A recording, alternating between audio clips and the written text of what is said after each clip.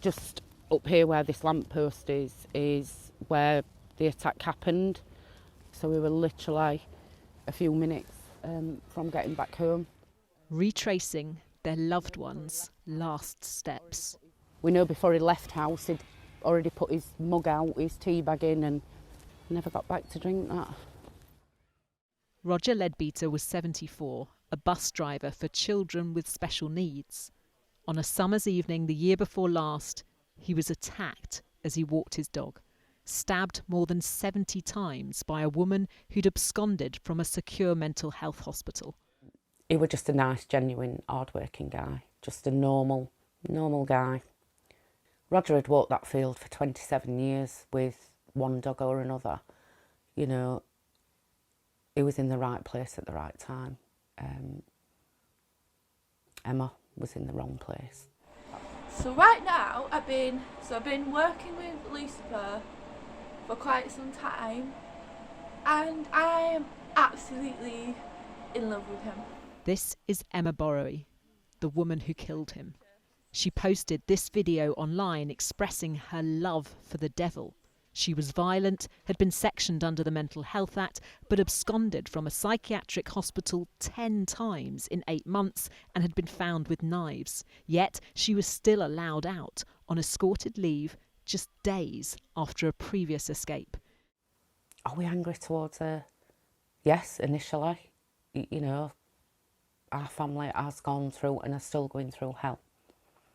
But as a family, we're more angry towards services that we feel let her down, and by letting her down, that's what caused Roger's death.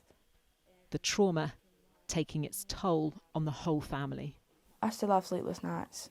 I get really bad anxiety, or I just can't fall asleep because if I shut my eyes, I know I'm going to see the things that I've seen before, and it's like her, the person who killed Roger, I can't get her out of my head some nights, and it's not nice. It's not nice at all. Emma Borrowy died in prison while awaiting trial, but the family still want justice. I feel that the buck stops with the NHS because they shouldn't have let her out. There is pressure on the NHS, but I just don't think people were doing their jobs properly.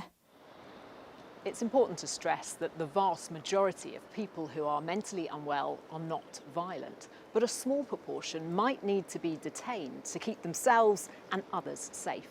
And yet research shared exclusively with ITV News reveals that at least 392 mental health patients in England killed people over a 6-year period. That's an average of 65 a year. And that's just the number of perpetrators. Some will have killed more than one person, so the number of victims will be even higher. Since tragedy rewrote Julian's life, he's dedicated it to supporting families bereaved by mental health killings. His 75-year-old dad, Philip, was killed by a man with a long history of mental health problems. I love my dad. He was funny, he had a good sense of humour, he was really kind. He was a great man, he was a very kind man, and he didn't deserve to die in the way he did. So these are some of the case files. Official statistics on mental health homicides aren't easy to find, so Julian carries out the research himself. A lot of the people that die are children. You know, a lot of the people that die are elderly and vulnerable. You know, this is not acceptable. You know, somebody has to stand up and try and do something. It shouldn't really be down to me as a grieving bereaved family and a charity worker to come up with this data. You know, why is nobody in authority collecting this properly? And if you're not counting the numbers correctly, how can you start to deal with the problem? Valdo Calocane. We put the findings to the Health Secretary. The numbers you're reporting are horrifying numbers. And as your report shows, when it goes fatally wrong, these are horrifying consequences. What guarantees can you give that under your watch there won't be yet more failings by the NHS that lead to mental health patients killing people?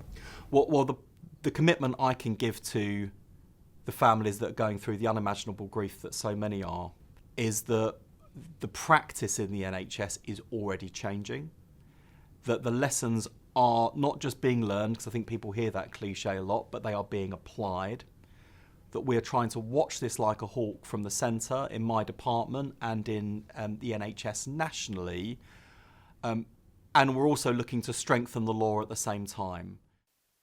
Greater Manchester Mental Health NHS Foundation Trust told us their thoughts and sympathies remain with Roger Lebeater's family following his tragic death, but say it would be inappropriate to comment further until an inquest has concluded.